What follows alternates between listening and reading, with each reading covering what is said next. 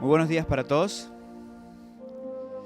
Bien, en esta mañana quisiera continuar con nuestra serie Educando para la Eternidad y nos corresponde un tema muy especial. Estamos estudiando cómo Dios educó al pueblo de Israel en el desierto, en la escuela del desierto. Misma escuela que usó para Moisés, usó para Israel, el desierto. Una escuela muy especial. Y hemos estado indagando un poco en los diferentes métodos educativos de Dios y vimos cómo el santuario fue importantísimo en el proceso educativo que Dios desarrolló con el pueblo de Israel. Y las lecciones aprendidas a través del santuario no han concluido. Y en esta mañana continuaremos con esas lecciones objetivas y vamos a analizar a continuación la influencia o el trabajo educativo que Dios hizo a través de las fiestas solemnes. Esto es, las fiestas solemnes y la educación. Bien, en la educación, página 39, nosotros leemos lo siguiente. Como medios de educación, las fiestas de Israel ocupaban un lugar importante. Noten, como medios de educación, las fiestas de Israel ocupaban un lugar importante.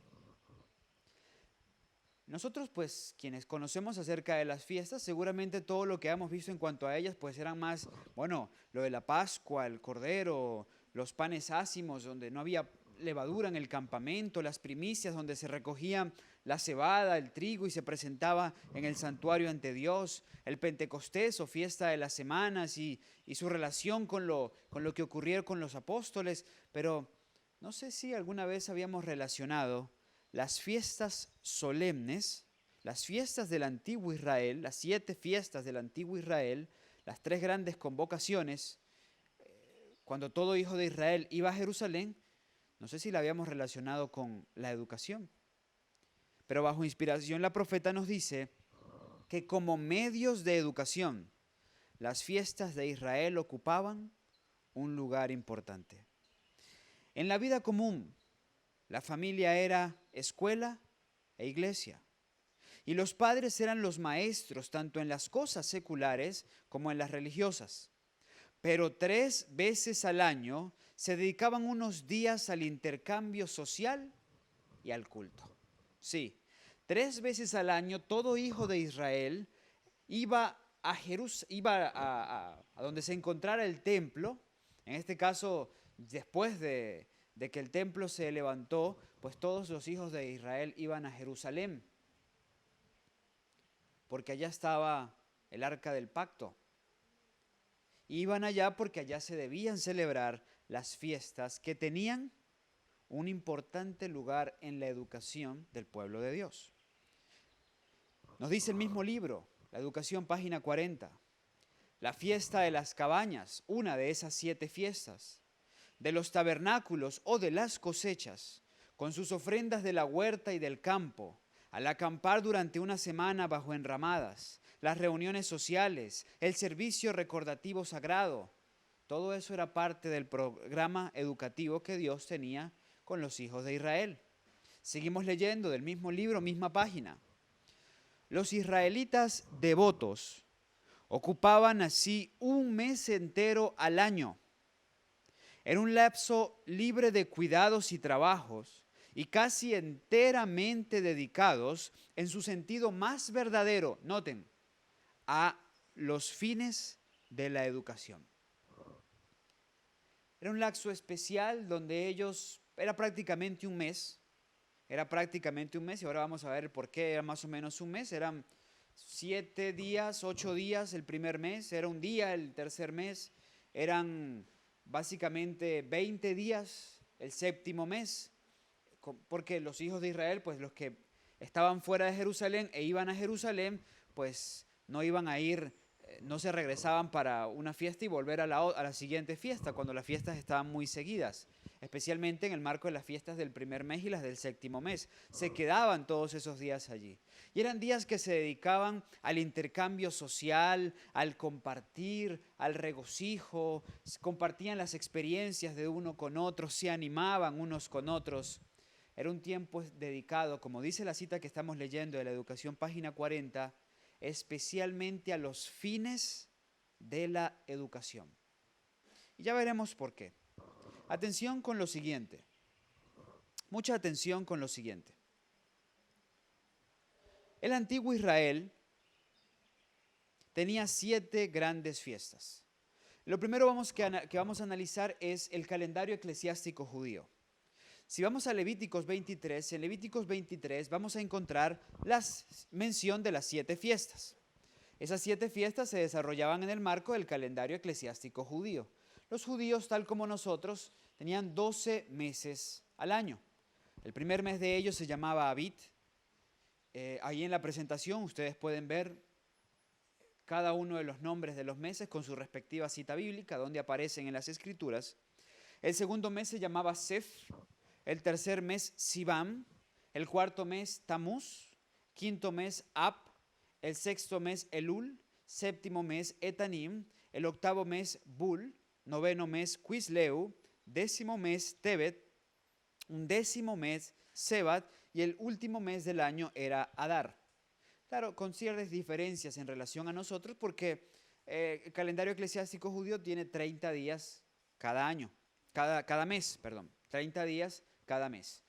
Así que hay serias variantes. Normalmente hay una diferencia de 2 meses y medio, 3 meses y medio en relación a nosotros. Es decir, si nosotros nos encontramos en el mes de octubre, ellos, que es nuestro 10º mes, ellos se encuentran más o menos en su 7º mes. Muy bien. Continuamos analizando entonces lo que estamos presentando. En este cuadro pueden ver cada una de las 7 fiestas mencionadas en el libro de Levítico en el capítulo 23 y podemos ir todos allí al libro de Levítico, el Pentateuco de Moisés en el capítulo 23. En el cuadro que tienen a continuación pueden ver la mención de las distintas 7 fiestas del antiguo pueblo de Israel, haciendo una salvedad importante. Lo primero que coloqué allí es el sábado semanal. No era parte de las fiestas. Y el Señor lo presenta en Levítico 23 para hacer una diferencia, como haciendo ver, bueno, esto que estoy presentando aquí no es parte de las fiestas, es algo especial, es el sábado semanal, es parte de la ley, no quiero que lo confundan con las fiestas. ¿Y por qué el Señor lo hace? Ustedes lo van a encontrar en el versículo 3 de Levíticos 23, donde dice, 6 días se trabajará y el 7º sábado de reposo será, convocación santa, ninguna obra haréis, sábado es de Jehová en donde quiera que habitéis. Puntos importantes, el Señor aquí está hablando del sábado semanal. ¿Por qué? Porque en las fiestas solemnes nos íbamos a encontrar sábados, pero no eran sábados semanales, eran sábados ceremoniales. Recuerden que la palabra sábado viene del hebreo Shabbat, que significa descanso. Cuando ellos no hacían obra alguna, obra de siervo, se le llamaba sábado. Solo que había que hacer diferenciación si era un sábado de semana, 7º día de cada semana, o era un sábado ceremonial, un día de las fiestas donde había una orden que decía que ellos no debían hacer nada durante ese día. Cuando estudiamos las fiestas, a lo largo de las fiestas vamos a encontrar 7 sábados ceremoniales. Podían caer primer día de la semana, podían caer tercer día de la semana, podían caer cuarto día de la semana o incluso podía caer como el año de la crucifixión de Jesús, sábado semanal y sábado ceremonial. Pero había que hacer una diferencia entre uno y otro y Dios lo dejó claro en el versículo 3 de Levíticos 23. A partir del versículo 4 comienzan a mencionarse las 7 grandes fiestas, comenzando con la Pascua, siguiendo con fiesta de los panes sin levadura y la siguiente era la fiesta de las primicias. La Pascua se celebraba el día 14 del primer mes. Los panes ácimos se celebraban el día 15, o panes sin levadura se celebraban el día 15 del mismo primer mes, y las primicias se celebraban el día 16 del primer mes. La fiesta de los panes ácimos, que comenzaba el 15, se extendía hasta el 21. Duraba 7 días. Ahora bien, entenderán por qué los israelitas, aunque eran 7 fiestas, solo iban 3 veces al año. ¿Por qué? Porque iban la primera vez a Jerusalén y se quedaban allí para las 3 fiestas porque eran corridas, desde el día 14 hasta el día 21. Esos días eran días muy especiales. El día 14, a la hora novena, se sacrificaba el cordero pascual, que se comía asado con hierbas amargas. Se podía comer no solamente por familia, sino por familia, se podían invitar otras familias. El día 15 se celebraba los panes ácimos, comenzaba la fiesta de los panes ácimos. En esa fiesta no se consumía nada de levadura, para ninguna de esos días. La levadura desaparecía del campamento porque en ese contexto la levadura era símbolo de pecado. Y el día 16 venía la fiesta de las primicias, de los primeros frutos. Se presentaban la gavilla mecida en el santuario ese día 16 del primer mes. Día en el que, cuando se encontró con el antitipo, pues Jesús resucitó y resucitó con los primeros frutos de la gran cosecha final que Dios hará muy pronto cuando regrese. Bien, la cuarta fiesta era el Pentecostés y se celebraba en el tercer mes, en el mes de Siván, el día 5 del tercer mes, o la fiesta de las semanas. Esta fiesta pues era la única del mes tercero, así que todos los hijos de Israel iban solamente para celebrar esa fiesta, el Pentecostés. Volvían a su casa, a sus hogares, y regresaban a Jerusalén para las últimas 3 fiestas que eran en el séptimo mes, en el mes de Tisri o Etanim. La primera de ellas se celebraba el primer día. Podemos ver este otro cuadro. En el primer día del séptimo mes se celebraba la primera fiesta y era la fiesta de las trompetas. Era una fiesta especial al son de la trompeta que servía para anunciarle al pueblo de Israel: prepárense, porque en 10 días viene la gran fiesta del día de expiación o Yom Kippur. Y al son de la shofar, al son de la trompeta, todos se preparaban para el día de expiación, que era la sexta fiesta, y era el 10 del séptimo mes, el 10 de Etanim o Tisri.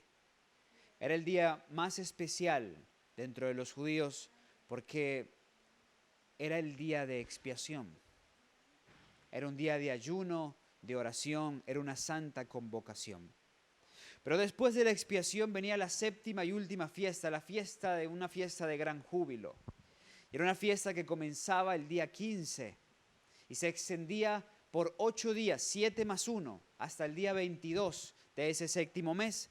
Y era la fiesta de los tabernáculos o la fiesta de las cabañas. Esas eran las 7 fiestas del pueblo de Israel. ¿Ven? Ellos iban el primer mes, se estaban para las primeras 3 fiestas, iban otra vez al tercer mes y se estaban para esa cuarta fiesta y volvían al séptimo mes para las 3 últimas fiestas del año. Imaginarán pues todos los elementos involucrados allí, no solamente en cuanto a ritos, en cuanto a forma, en cuanto a símbolos y realidades, sino también en cuanto a muchos otros elementos que estaban implícitos, inmersos en medio de las fiestas y que Dios las usaba para educar. Y voy a mencionar una de ellas, y es el asunto o el tema de la puntualidad y el valor del tiempo. Dios, a través de las fiestas, le enseñó al pueblo de Israel algo muy importante, algo muy vital y en lo que nosotros, especialmente nosotros, los que somos partícipes de la cultura latina, necesitamos aprender. Y es la puntualidad y el valor del tiempo. Dios se lo enseñó al pueblo de Israel a través de las fiestas. Por ejemplo, en Levíticos capítulo 23, versículo 4, leemos lo siguiente. Ya dijimos que en Levíticos 23 se hallan descritas todas las fiestas. Bueno, iniciando ese capítulo, después de hacer diferencia en cuanto al sábado semanal y el sábado ceremonial, noten lo siguiente en el versículo 4. Estas son las fiestas solemnes de Jehová, las convocaciones santas a las cuales convocaréis en sus tiempos. Algo importante, en sus tiempos. No podía ser en cualquier tiempo, no, en los tiempos establecidos por Dios. No a cualquier hora, en la hora establecida por Dios. No en cualquier día, en el día establecido por Dios. Dios deseaba que el pueblo de Israel comprendiera que Él es un Dios de puntualidad, que es un Dios puntual y que optimiza al máximo el uso de su tiempo. Se los ilustro de esta otra manera. Vamos en nuestras Biblias al Gálatas capítulo 4, versículos 4 y 5. Repito, Gálatas en el capítulo número 4, versículos 4 y 5. Nos dice así: pero cuando vino el cumplimiento del tiempo, Dios envió a su Hijo, nacido de mujer y nacido bajo la ley, para que redimiese a los que estaban bajo la ley, a fin de que recibiésemos la adopción de hijos. Noten, normalmente cuando analizamos estos textos, casi siempre en el marco de la justificación por la ley, de la justificación por la fe, perdón, y no por las obras de la ley, pues analizamos el aspecto de que Dios envió a su Hijo, sí, que nació de mujer, que nació bajo la ley, y por Él somos redimidos de la ley y podemos recibir adopción de hijos. Pero omitimos la primera parte de esta declaración. Pero cuando vino el cumplimiento del tiempo, Dios envió a su Hijo. Aquí hay algo relevante que nos permite ver lo puntual de Dios. Ustedes saben que el plan de la redención no fue establecido como consecuencia del pecado, o sea, como un plan que tuvo que crearse por la emergencia de que Eva había sido engañada por la serpiente y Adán había decidido pecar. El plan de la salvación fue establecido mucho antes de que fuese creada la raza humana.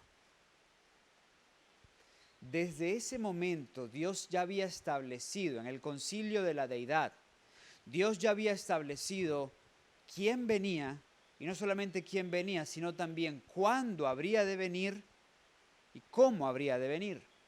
El día estaba señalado, el lugar estaba señalado, las circunstancias estaban señaladas. Todo estaba organizado y listo para que Jesús viniera cuando debía venir.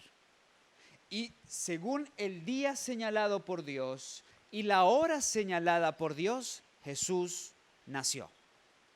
No antes, no después. Cuando el Señor dijo, así fue. Si hacemos un análisis de las profecías,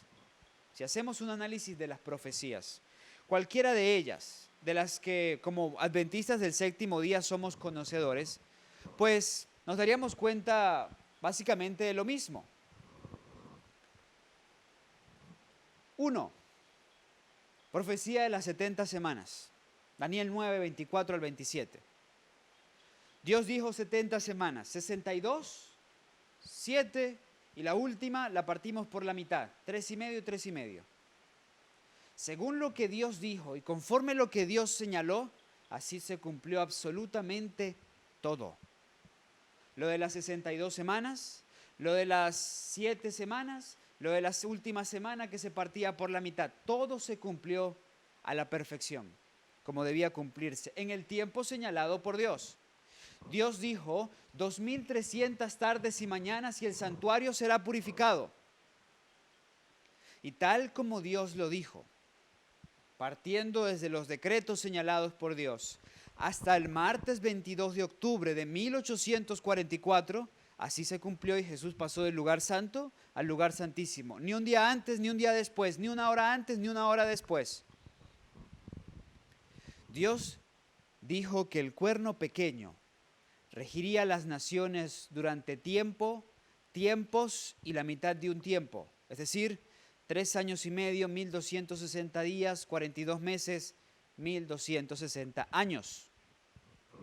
Y así fue desde el año 538 hasta el 12 de febrero de 1798. Ni un día antes, ni un día después. Como se estableció en el calendario de Dios, así se ha cumplido fielmente. Eso nos muestra a un Dios puntual. A un Dios que si dice ese es el día, ese es el día. Y si dice esa es la hora, esa es la hora. Era una importante lección que Dios quería transmitirle al pueblo de Israel. Leamos en Mensajes Selectos, tomo 2, capítulo 12. Las profecías se ha estado cumpliendo puntualmente. Las profecías se ha estado cumpliendo puntualmente. Cuanto más nos afirmemos bajo el estandarte del mensaje del tercer ángel, tanto más claramente comprenderemos la profecía de Daniel, porque el Apocalipsis constituye el suplemento de Daniel. Coloco esta cita haciendo referencia especial a la primera parte. La profecía se ha estado cumpliendo puntualmente, sí, porque fue dicha por un Dios que es puntual. Un Dios puntual. El pueblo de Israel debía ser muy puntual en las fiestas. El Cordero Pascual debía ser apartado el día 10 del primer mes para ser sacrificado el día 14 a la hora 9. Y debía hacerse según lo establecido por Dios. En el día de Dios, a la hora de Dios.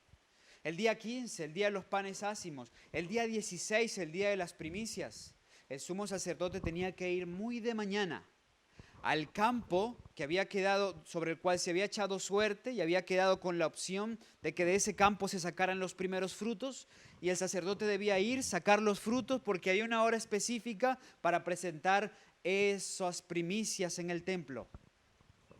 Y si analizamos cada fiesta, en cada fiesta había no solamente un día establecido que no era negociable, ese era el día, sino también habían horas establecidas. Y si el pueblo de Israel quería gozar plenamente de la bendición, debía ser puntual. Debía ser puntual. Leamos. Consejos sobre la obra de escuela sabática. Capítulo La puntualidad. La mensajera de Dios dice: la puntualidad y la decisión en la obra y en la causa de Dios son altamente esenciales. Noten. La puntualidad y la decisión en la obra y en la causa de Dios son altamente esenciales. Y no son esenciales solo ahora, lo eran en antaño también. Por eso Dios trabajó en el desierto para educar a este pueblo que por cultura egipcia era impuntual a ser puntual. Así Dios desea que nosotros aprendamos el valor de la puntualidad. En primer lugar, para lo que concierne a su obra y a nuestra relación con Dios. Sí. Permítame a llevar un poco más allá esto de la puntualidad. Miren, Dios apartó una cita con nosotros desde la creación. Si ustedes van a Génesis 2, versículos 1 al 3, Dios habla de que Él bendijo y santificó el día sábado. Estableció esa institución, el sábado, un día especial para Él estar con sus criaturas, para que la criatura estuviera con el Creador. Y según las Escrituras estableció cómo había de desarrollarse esa cita. Y noten, porque muchas personas hoy dicen, no, pero no importa, cualquier día puede ser para Dios. Dios desea que todos los días estemos con Él. Pero hay un día que Él hizo un apartado especial, porque lo santificó, es decir, lo apartó para un uso especial. Ese día que Él apartó para un uso especial, Él llega fielmente a la puesta de sol. Cuando el viernes cae, cuando cae el sol del viernes, Dios llega a la cita. Dios llega a la cita. Él es fiel al llegar a esa cita.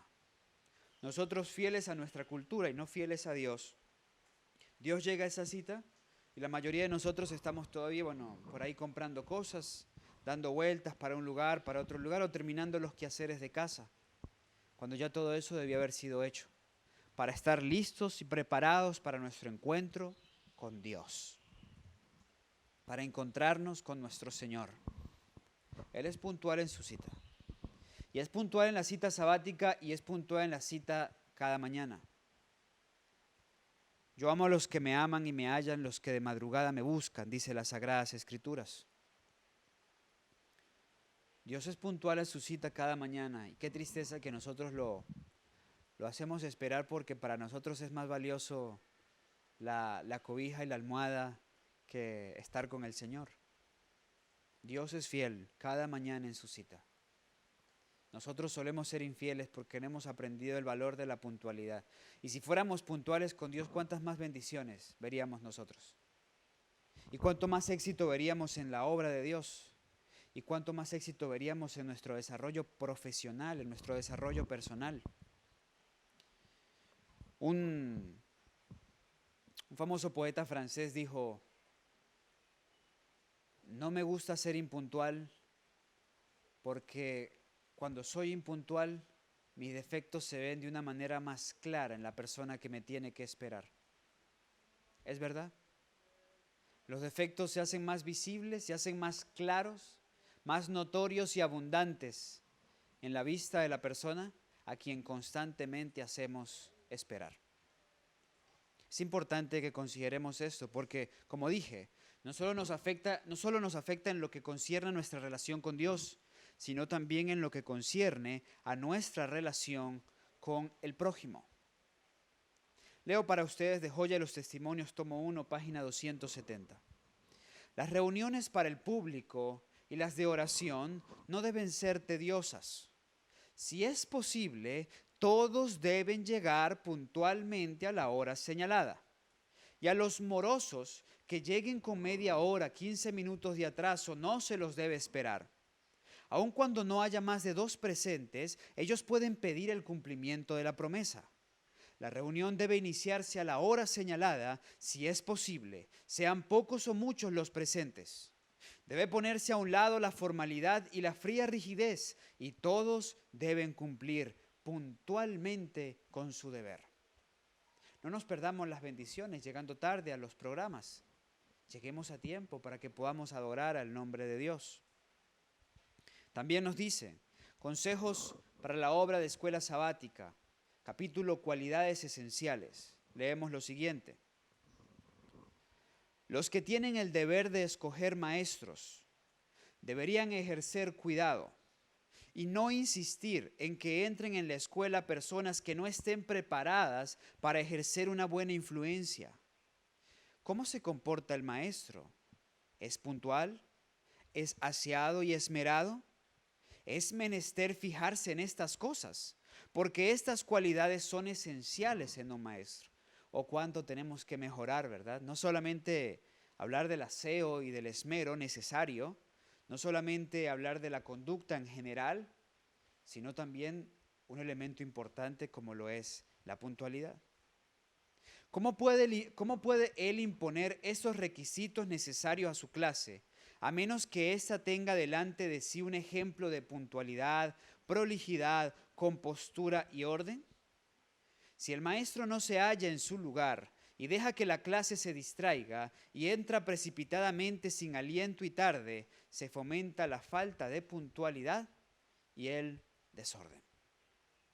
Cuán necesario es, pues, para todos nosotros aprender el valor del tiempo y ser puntuales, y mucho más para quienes debemos dirigir una clase, quienes tenemos alumnos constantemente delante de nosotros, que ellos puedan ver el ejemplo, como he dicho, no solamente de prolijidad, de orden, de estructura, de buena conducta, sino también de puntualidad.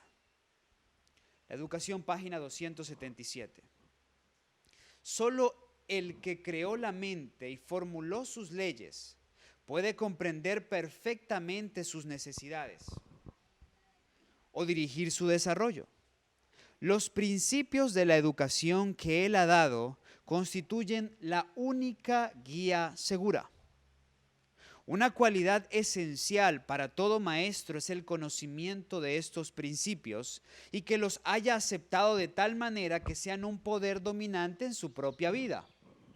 No podemos enseñar verdadera educación si no estamos experimentando la ciencia de la verdadera educación. La experiencia en la vida práctica es indispensable. El orden, la prolijidad, la puntualidad, el dominio propio, el genio alegre, la invariabilidad de disposición, la abnegación, la integridad, la cortesía son cualidades esenciales. Todo esto es esencial para el obrero de Dios. Todo esto es esencial para el instrumento de Dios. Todo esto es esencial para el maestro, todo esto es esencial para el padre, y es importante que nuestros niños y nuestros jóvenes lo aprendan. Porque es más fácil aprender y corregirlo a esa edad que dejar que el tiempo pase. La cultura moldea, pero el evangelio trasciende más allá de lo cultural. Nosotros estamos en una cultura donde decimos a las 4 y empezamos a las 5. Donde decimos, bueno, nos vamos a ver nos encontramos allá a las 4. Y si alguno de los dos llega, entonces, bueno, a ese le toca esperar. Algunas veces ninguno de los dos llega. Me ha pasado. He sido testigo de incidentes donde personas se han citado y al final ninguno de los dos llegó, así que no hubo que pedir disculpas porque a la larga pues ninguno de los dos llegó. Es parte de nuestra cultura. Por no entender ciertas cosas que son importantes, ¿no? Y no solamente lo que vemos a la hora o en el marco de lo concerniente a Dios y su obra, sino también en cuanto a lo que es en relación a nuestro trato con las personas, con el prójimo y a nuestro desarrollo profesional. Una persona impuntual es una persona que pues es difícil tenerle confianza. Por lo menos en el trabajo no le tienen confianza. Por ejemplo, el grupo que está con él pues no le tiene confianza. Se pierde la confianza por eso mismo. Y debemos ser conscientes de ello. Y ello nos debe motivar a mejorar, a todos crecer, a trascender por lo cultural. Por otro lado, ser impuntual es una falta de respeto a la persona que te tiene que esperar. Mi padre solía decirme, y me ha costado entender esa lección, aprender esa lección. Mi padre solía decirme, es mejor que esperes a que te tengan que esperar. Por eso, cuando hago provisión para llegar a tiempo, pues igual siempre llevo algo conmigo, un libro, algo de lo que tengo que adelantar, porque sé que en la cultura en la que me encuentro muy seguramente voy a tener que esperar. Pero trato de optimizar por lo menos el uso de mi tiempo. De una u otra manera, igual, el ser impuntual, el llegar tarde a una cita establecida con otra persona es una falta de respeto a esa persona, porque le estás robando el tiempo a esa persona. Le estás robando el tiempo a esa persona y le estás faltando el respeto a esa persona. Es robar. Tal como el que le roba su dinero, tal como el que le roba algo, eso es robar. Tú le estás robando el tiempo a la persona que te está esperando. Por eso Dios le quiso enseñar esta importante lección al pueblo de Israel. ¿Por qué? Porque no solamente afecta nuestra relación con Dios, nuestro desarrollo en la obra de Dios, sino también nuestras relaciones interpersonales. Es importante, si decimos este es el día, si decimos esta es la hora, llegar en el día y en la hora. Y cuán hermoso sería no solo que lleguemos a la hora dicha, sino hasta un poco antes de la hora dicha. Y si no podemos estar porque se presentan X o Y circunstancias o situaciones que son propias también de nuestro día a día, pues qué hermoso sería poderle avisar a esa persona y hacerle saber que respetamos su tiempo, que se nos ha presentado una dificultad, pero que no podremos llegar a tiempo según lo establecido. Y ojalá que eso no sea el patrón común, sino que sea realmente lo excepcional, la excepción. Hermanos, Dios es un Dios puntual y desea que en nosotros se refleje lo mismo. Y desea asimismo que aprendamos a valorar, a darle un buen uso al tiempo. Noten lo que dice Conducción del Niño en el capítulo 21. Jóvenes, atención. Los jóvenes que no son protegidos mediante los principios no consideran el tiempo como un tesoro precioso, un legado de Dios por el cual cada ser humano debe rendir cuentas. Hermanos, jóvenes, ustedes y yo tenemos que rendir cuentas por el tiempo que el Señor nos ha entregado. Individualmente debemos dar cuentas por el tiempo. Satanás nos induce a disipar el tiempo en vanas charlas, en vana palabrería, haciendo cosas que no edifican, que no recrean, haciendo cosas que no construyen. Y bueno, pasamos tanto tiempo en tantas cosas huecas que bueno, por ese tiempo tendremos que dar razón. Aproveche su tiempo. Aproveche su tiempo para desarrollar sus facultades físicas. Aproveche su tiempo para desarrollar sus facultades intelectuales. Aproveche su tiempo haciendo ejercicios espirituales que le ayuden a desarrollar sus facultades espirituales. Aproveche su tiempo. Aproveche el tiempo que le dedica a cosas vanas que a usted no lo construyen. Conságrelo al servicio a otros, porque así usted se beneficiará también. Mismo libro, misma página. El valor del tiempo escapa a todo cómputo. El tiempo desperdiciado nunca puede recuperarse. El aprovechamiento de los momentos perdidos es un tesoro. El tiempo que se perdió es tiempo que no se recuperó. Tiempo que no se puede recuperar, usted lo perdió. Ese día no vuelve, esa hora no vuelve, esos minutos no vuelven. Por eso lo más seguro para usted es aprovechar bien su tiempo. Recuerda el consejo del sabio Salomón, ya muy anciano, en Eclesiastés 3. Todo tiene su hora y todo debajo del sol tiene su tiempo. Hay tiempo para reír, hay tiempo para amar, hay tiempo para trabajar, hay tiempo para descansar, hay tiempo para estudiar. Dele a su tiempo el buen uso. Joven, si aprendes a usar bien tu tiempo, si aprendes esta lección que Dios le transmitió al pueblo de Israel a través de las fiestas solemnes, verás un gran crecimiento en tu vida. Repito, no solo en lo espiritual, sino también como persona y en lo profesional. Una persona de éxito es una persona que es puntual, que llega a su cita, que llega a su trabajo cuando tiene que llegar, que no hay que estar detrás de ella para que llegue a su trabajo a tiempo, para que llegue a la clase a tiempo. Es una persona que entiende muy bien el valor del tiempo y su responsabilidad de ser puntual. Pero bien, hermanos, esa no fue la única lección que Dios transmitió al pueblo de Israel a través de las fiestas solemnes, y haré énfasis en una más de tantas que pudiéramos estudiar, y es la hospitalidad. Dios le enseñó al pueblo de Israel el valor de la hospitalidad. Nos dice Ministerio de Curación, página 214, párrafo 7.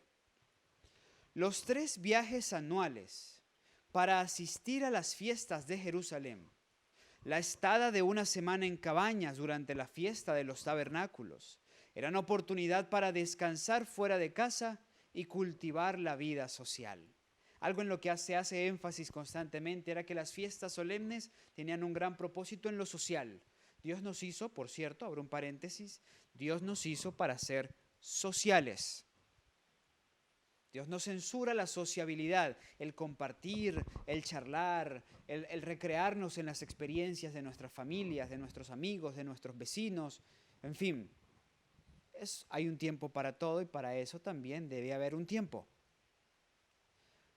Podemos correr el peligro de irnos a un extremo en cuanto al uso del tiempo y concentrarnos tanto en tantas cosas para hacer que hacemos a un lado la vida social. Y eso es algo importante porque, repito, fuimos hechos para ser seres sociales, para ser sociales. Esas fiestas eran ocasiones de regocijo, aún más endulzado y enternecido por las circunstancias de que en dichas fiestas se daba hospitalaria acogida al extranjero, al levita y al pobre. Noten, esas fiestas se hacían mucho más especial debido a que había que practicar hospitalidad ¿con quién? Con el extranjero, con el levita y con el pobre. Se estima que más o menos para los días de Jesús, cuando llegaban las fiestas, cerca de 2 a 3 millones de personas se encontraban en Jerusalén. Usted pudiera decir, bueno, Sao Paulo tiene hoy 20 millones de personas y la gran mayoría está bajo techo, está en su casa. Sí, pero no podemos comparar las ciudades modernas con esa ciudad de antaño. Ciudades con muros, ciudades con una capacidad limitada. Recuerde que la inmensa mayoría de esas personas no vivían allí. Estaban dispersas por todo el territorio de Israel o por todo Medio Oriente, Egipto, la actual Turquía, en fin, la actual Arabia Saudí, Creta, Chipre, en fin. Y ellos todos iban a Jerusalén y no había dónde quedarse. Y Jerusalén no contaba con una red de hoteles como cuentan las ciudades actuales, donde, bueno, podían albergar un buen número de personas. Las familias de Jerusalén, que vivían en Jerusalén, que tenían casa en Jerusalén, tenían por ley practicar la hospitalidad. Debían abrir sus puertas porque durante las fiestas ni levitas, ni extranjeros, ni los pobres podían dormir en las calles. Todos debían dormir bajo techo. Dios con esto buscaba que los hijos de Israel aprendieran a ser hospitalarios, a abrir su puerta y permitir que otros pudiesen estar bajo su techo, que otros pudiesen comer pan en su mesa, que otros pudiesen también recibir las mismas bendiciones que ellos de Dios habían recibido. Por eso dice Deuteronomio 26, versículo 11, te alegrarás con todo el bien que Jehová tu Dios te hubiere dado a ti y a tu casa, tú y el levita y el extranjero que está en medio de ti. Era una señal de gratitud, era una muestra de gratitud por lo que Dios nos había dado. Abrir las puertas para que otros pudiesen gozar de esas mismas bendiciones. Hebreos capítulo 13, versículos 1 y 2. El apóstol Pablo, mostrando la vigencia de lo que es la hospitalidad y su valor. Pablo escribe en Hebreos, en el capítulo 13, versículo 1 y 2, permanezca el amor fraternal. No os olvidéis de la hospitalidad, porque por ella algunos, sin saberlo, hospedaron ángeles. Pablo aquí está citando un segmento de la historia del Génesis que ustedes conocen bien. Y casi siempre en nuestra mente se va hacia Lot, pero no fue solamente con Lot. Momentos previos lo experimentó Abraham. Recuerden que el primero que recibió a sus ángeles fue Abraham, solo que Abraham recibió 3. Lot recibió 2 porque a Sodoma llegaron 2. Abraham recibió 3 porque entre los 3 que se presentaron ante Abraham estaba el mismísimo Señor Jesucristo. Abraham no lo sabía en un principio. No sabía el carácter de los seres que acompañaban a Cristo tampoco. Pero Abraham había aprendido el valor de la hospitalidad y Dios no quería que su pueblo olvidara eso. El relato bíblico nos dice que era un mediodía estival. Abraham estaba sentado fuera de su carpa y de repente ve 3 hombres venir a la distancia. Y ve que ellos van avanzando en dirección a él, pero de repente se detienen, comienzan a analizar puntos cardinales, sospecho, y tomaron otra dirección. Abraham, que los estaba siguiendo con detenimiento, nos dice la revelación que se paró y se fue corriendo a buscarlos. Yo no me imagino a muchos de nosotros en esa situación, quizás sentados a la puerta de nuestra casa como que ligando, que no venga para acá, que no venga para acá, que no venga para acá, que no venga para acá, que se vaya para otro lado y respirar profundamente cuando se desvían para otro lado, como que, qué alivio, no vinieron para acá. Abraham no. Abraham estaba ansioso, esperando, como que vienen para acá, qué bueno, qué bendición, voy a poder compartir mis bendiciones con otros. Y cuando vio que se desviaron de camino, él dijo, no, yo no me voy a perder esta bendición. Yo no me voy a perder la bendición de ser bendición para otros. Y se fue corriendo tras ellos. Y les insistió y les dijo, vengan, descansen en casa, coman, tomen agua, lávense. Y Abraham les sirvió. ¿Qué obtuvo Abraham como recompensa? Bueno, le revelaron la situación de Sodoma y él pudo interceder por las ciudades de la llanura. Se le reafirmó el pacto y se le reafirmó la promesa de Dios de que de Sara vendría un hijo. ¿Todo por qué? Por ser hospitalarios. Definitivamente, como dice Pablo, es más bienaventurado el que da que el que recibe. De esos tres, Cristo no llegó a Sodoma, pero llegaron los dos ángeles. Y acuérdense la experiencia de Lot. Lot estaba sentado a la puerta de la ciudad y de repente ve venir estos hombres y se preocupa por él porque sabía que la ciudad era una ciudad peligrosa, terrible, perversa. Y Lot los aborda de inmediato y les dice, por favor, quédense en mi casa.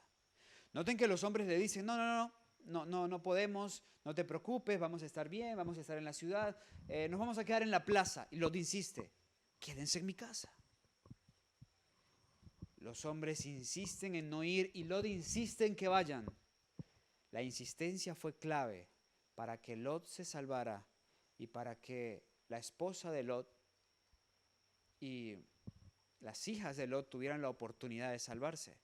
Ustedes conocen la triste historia de esa familia, pero si Lot no hubiese insistido en ser hospitalario, ni él ni sus hijas hubiesen sobrevivido a la desgracia. El valor de la hospitalidad. Bien dice el apóstol Pablo, muchos sin saberlo hospedaron ángeles. Y a lo largo de la historia, ¿cuántos más fueron probados por Dios?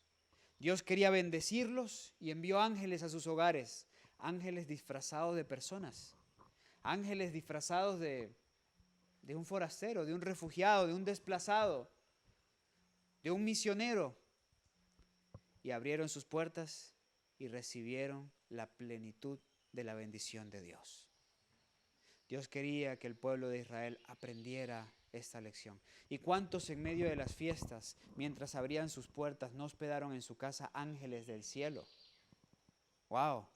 Hospedar ángeles del cielo, qué hermoso, qué hermoso. Romanos capítulo 12, versículos 10 al 13. Amaos los unos a los otros con amor fraternal. En cuanto a honra, prefiriendo los unos a los otros. En lo que requiere diligencia, no perezosos, fervientes en espíritu sirviendo al Señor, gozosos en la esperanza, sufridos en la tribulación, constantes en la oración, compartiendo para las necesidades de los santos, practicando la hospitalidad. Es un llamado bíblico, hermanos, a ser hospitalarios. Bien dijo el Señor Jesús que a causa de la maldad, el amor de muchos se enfriará. Y muchos de nosotros hoy, al ver tantas cosas que pasan en nuestro mundo, pues sentimos temor a abrir a nuestras puertas. El Señor nos va a dar sabiduría para que recuperemos la hospitalidad entre nosotros y mucho más entre los hermanos de la fe. Y el Señor asume las consecuencias, el Señor asume nuestro cuidado, el Señor asume nuestra protección. Leo para ustedes de Joya de los Testimonios. Joya de los Testimonios, tomo 2, página 568 y 569. La Biblia da mucho realce a la práctica de la hospitalidad. No solo ordena la hospitalidad como un deber, sino que presenta muchos hermosos cuadros del ejercicio de esta gracia y las bendiciones que reporta. Entre ellos se destaca el caso de Abraham. Dios atribuyó suficiente importancia a estos actos de cortesía para registrarlos en su palabra. Y más de 1000 años más tarde fueron mencionados por el apóstol inspirado y cita a Pablo en lo que ya leímos en Hebreos capítulo 13. El privilegio concedido a Abraham y a Lot no nos es negado. Manifestando hospitalidad a los hijos de Dios, nosotros también podemos recibir a sus ángeles en nuestras moradas. Aún en nuestro tiempo, los ángeles entran en forma humana en los hogares de las gentes y son agasajados por ellas. Y los cristianos que viven a la luz del rostro de Dios están siempre acompañados por ángeles invisibles. Y estos seres santos dejan tras sí una bendición en nuestros hogares. Qué hermoso. La profeta nos hace ver, Dios todavía manda hoy ángeles disfrazados de hombres. Y así no fueran ángeles, cuando recibimos a los siervos de Dios, a los misioneros, a los hombres que traen un mensaje de Dios, los ángeles que acompañan la obra de los siervos de Dios también entran a nuestra casa. Y qué hermoso, mientras más ángeles del Señor tenemos en nuestra casa, mucho mejor. Mucho más hermosa es la atmósfera, porque estamos en una atmósfera más celestial. Leo otras declaraciones. Hogar Cristiano, página 406. Amador de la hospitalidad. Es un requisito que Pablo colocó para los obispos, que el Espíritu Santo a través de Pablo le escribió a Timoteo para que fuera un requisito para los obispos de la Iglesia de Cristo. Debían ser amadores de la hospitalidad. Es una de las cualidades que, según el Espíritu Santo, han de señalar al que debe llevar responsabilidad en la iglesia. Y a toda la iglesia es dado la orden, hospedaos los unos a los otros sin murmuraciones. Cada uno según el don que ha recibido, adminístrelo a los otros, como buenos dispensadores de las diferentes gracias de Dios. Estas amonestaciones han sido extrañamente descuidadas, aún entre los que profesan ser cristianos. Se ejercita poco la verdadera hospitalidad. Entre nuestro propio pueblo, la oportunidad de manifestar hospitalidad no es considerada como debiera serlo, como un privilegio y una bendición. ¿Qué es la hospitalidad? Es un privilegio y una gran bendición. Última declaración. Testimonios para la Iglesia, tomo 2, página 28.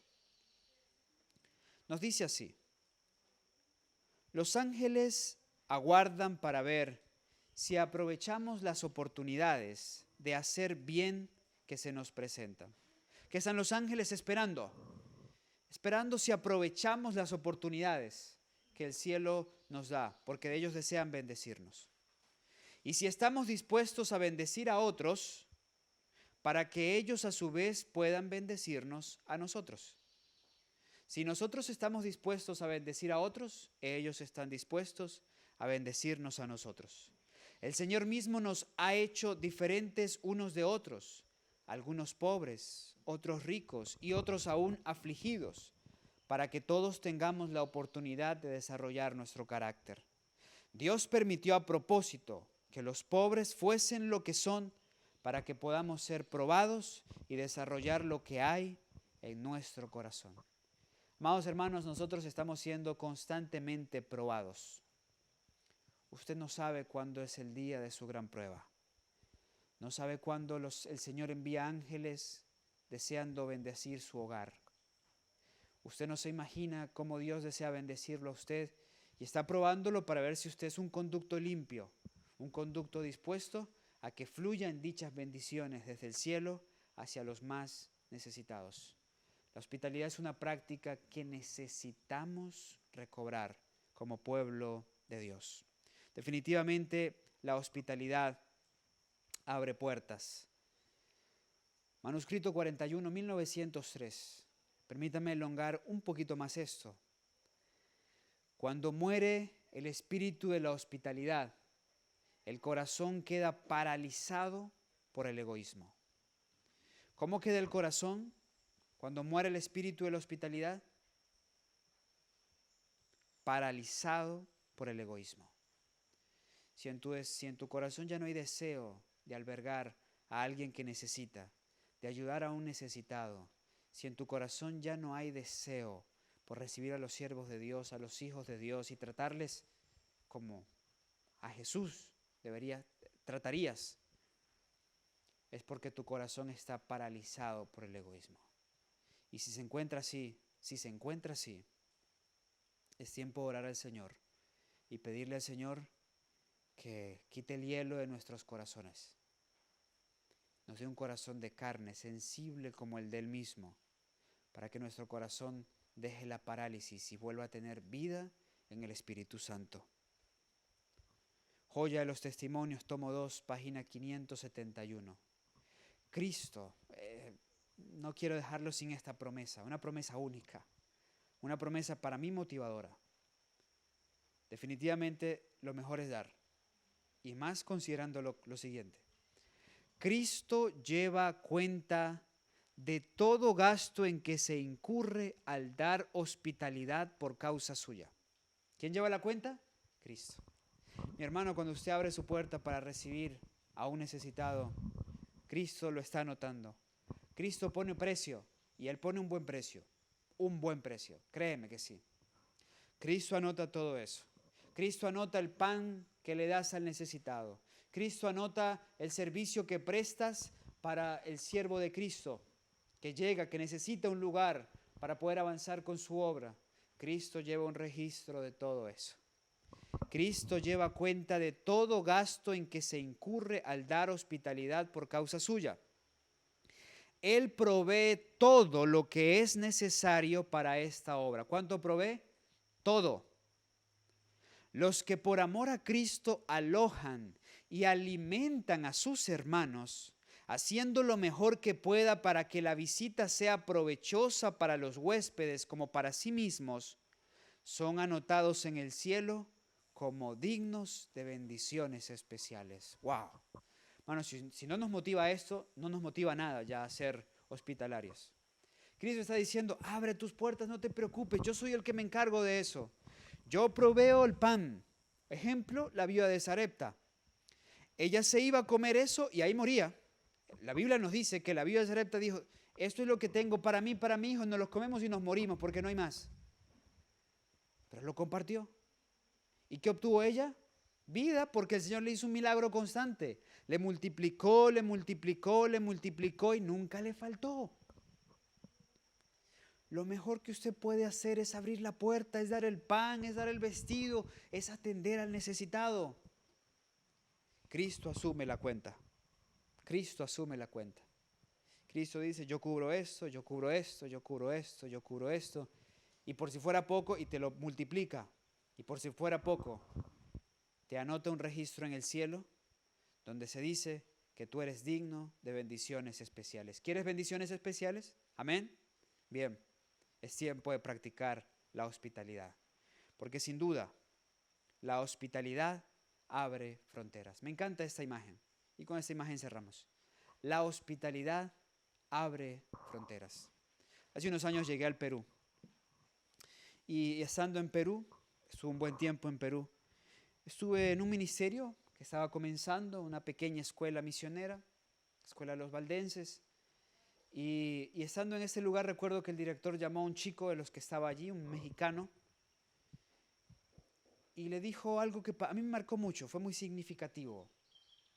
Le dijo, mira, quiero que prestes mucha atención a lo que te voy a decirle. Él es Carlos, él es venezolano, está aquí, él viene a darles clase, va a estar con nosotros. Quiero que lo trates bien, porque él ahora necesita de ti, pero tú mañana puedes necesitar de él. Así que haz con él lo que te gustaría que hicieran contigo mañana. Eso me quedó sonando y ahí entendí, oye, la hospitalidad definitivamente abre fronteras. Sí, en ese momento yo me encontraba ahí, necesitando de que él me orientara, me dirigiera y me diera las directrices necesarias, me asistiera. Pero mañana podía ser él el que necesitara de mí. Y la vida, hermanos, da tantas vueltas. Es como una moneda que va en el aire constantemente dando vueltas. Hace 20 años atrás, ¿quiénes podíamos pensar que los venezolanos iban a estar necesitando hospitalidad? Bueno, ellos hoy necesitan hospitalidad. Pero no se les olvide que en décadas pasadas muchos necesitaron hospitalidad y fueron allá. Así de frágil es la vida. Y el Señor permite que dé ese tipo de vueltas para demostrar aún más la bendición que hay por ser hospitalarios. Abra su puerta, ayude, porque usted no sabe si el día de mañana usted pueda necesitar de esa persona que aparentemente en ese momento no tenía nada que darle. Pero el Señor le da la vuelta a la moneda para que usted aprenda esa importante lección. Bien, hermanos, el Señor les bendiga. Y que tal como el pueblo de Israel de antaño aprendió puntualidad y hospitalidad, el Israel moderno lo pueda aprender para que podamos ser llenos de bendiciones eternas, de bendiciones temporales, de bendiciones espirituales.